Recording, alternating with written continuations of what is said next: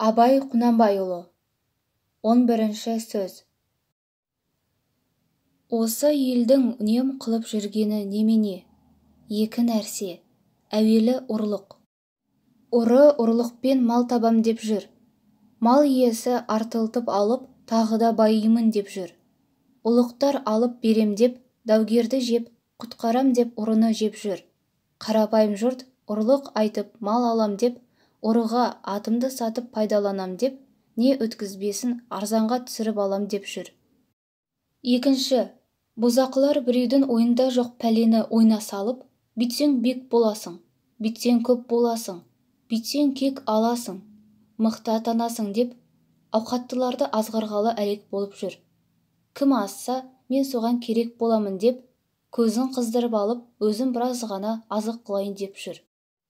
Ұлықтар пәлі, бұл табылған ақыл екен, мен сені бүйтіп сүйеймін деп, ананы жеп, сені бүйтіп сүйеймін деп, мынаны жеп жүр. Қара халық, менің сонша үйім бар, сонша ауыл таяғыңды соғайын, дауыңды айтайын деп, қай көп бергенге партиялас боламын деп, Құдайға жазып, жатпай тұрмай салып жүріп басын, ауылын, қатын баласын сатып жүр.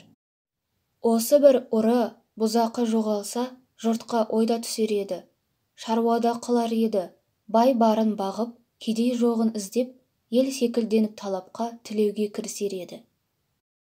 Енді жұрттың бәрі осы екі бүлік іске ортақ, мұны кім түзейді? Анттың, серттің, адалдықтың, ұяттың бір тоқтаусыз кеткені ме? Орыны тыю да оңай болар еді, бірақ осы бұзақының тіліне еретұғын, азатұғын байларды кім тыяды?